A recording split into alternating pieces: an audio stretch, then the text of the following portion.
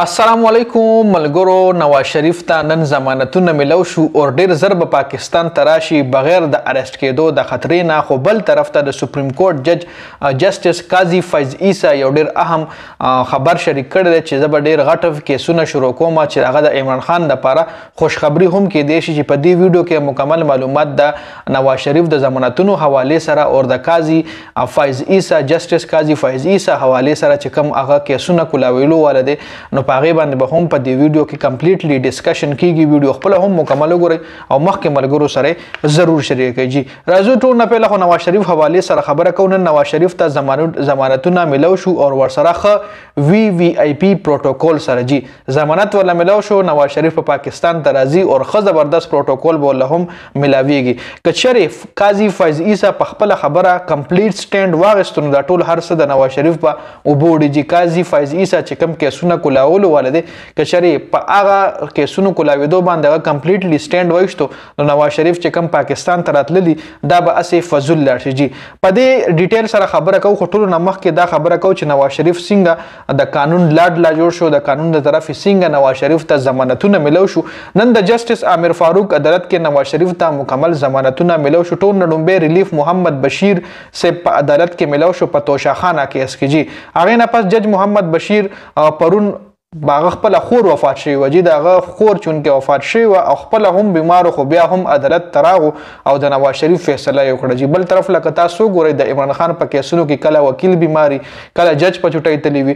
خو د جج محمد بشیر سے خپل خور پرون وفات شوی و او خپل هم بیمار خو بیا هم د نواز شریف د فیصله ته عدالت تراغله جی.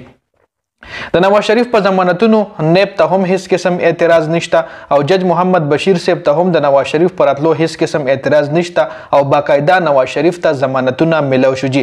جج محمد بشیر صاحب عدالت نه پس جج عامر فاروق صاحب عدالت کې هم فیصله وشوه. پرون چې کومه فیصله محفوظ شوی و پاغه باندې نن فیصله ورول شو. په تاریخ کې پړومبي ځل مجرم ته حفاظتي ضمانت ملو شو. دا هم د پاکستان په تاریخ کې په پیله ځل شو چې یو مجرم ته حفاظتي ضمانت ملو شو جی. دا هغه جسټس عامر فاروق ته جی چې کم په عمران خان کیس کې ډیر زیات سلو چلیدو او فیصله به 2-3 هفته محفوظ کړي و او اورول به نه فیصله محفوظ شو. د عمران خان په سيناریو کې د عمران خان په کیسز کې به فیصله محفوظ شو خو سناویده بنه. او بل طرف ته نواز شریف ته په منټونو کې ضمانت ملاویږي. اوس نواز شریف ته هیڅ قسم مثلا نشته پاکستان ته براتلو باندې او خو پروتوکول سره په پاکستان ته راځي جی. بل طرف ته سپریم کورټ کې قاضي فیض عیسی عجیبه فیصله سناو کړی دی جی. قاضي فیض عیسی او چې پاکستان کې عام انتخابات کیس او فوجي عدالتونو کیسونه به مونږه لګو جی. مونږ دغه ټول کیسونه لګولو ولایو. ډیر ضربه د مونږ په سپریم کورټ عدالت کې د الیکشن حواله سره کیسونه او د فوجي عدالتونو حواله سره کیسونه لګي جی. اوس کچره د انتخابات کیس ولګي دون هر سبا صفاشي د جج هیڅ کله هم انتخابات نشي ډیلی کوله. مطلب ججز چې څومره هم دي د انتخابات نشي ډیلی کوله ک انتخابات د کیس په سپریم کورټ کې ولګي دو. او دا د عمران خان لپاره خوشخبری ذکر چې کله د انتخابات کې سپریم کورټ کې ولګي نو دا خبره به ضرور اوچتیږي چې څنګه د پی ټی آی لپاره الیکشن کې مشکلات جوړيږي. راتلونکي الیکشن لپاره پی ټی آی لپاره کم مشکلات جوړيږي. څنګه د پی ټی آی رهنما ته مشکلات دي د سره د عمران خان نه اهلی نه ختميږي. خو په پی ټی آی چې کومه پابندي ده هغه بیا نشي لګیدي چې شری د انتخابات د کیسونه په سپریم کورټ کې ولګیدل. جنو دا یو قسم ته عمران خان لپاره خوشخبری د عمران خان لپاره د عمران خان د پارټي د لپاره خوشخبری دار کچری دغه کیسونه په سپریم کورټ کې ولګید نو انتخابات په هم نه لټکیږي او پی ټی آی هم د انتخابات نه اهله کېدې نشي. پی ټی آی بیا ضرور په انتخابات کې ویجی.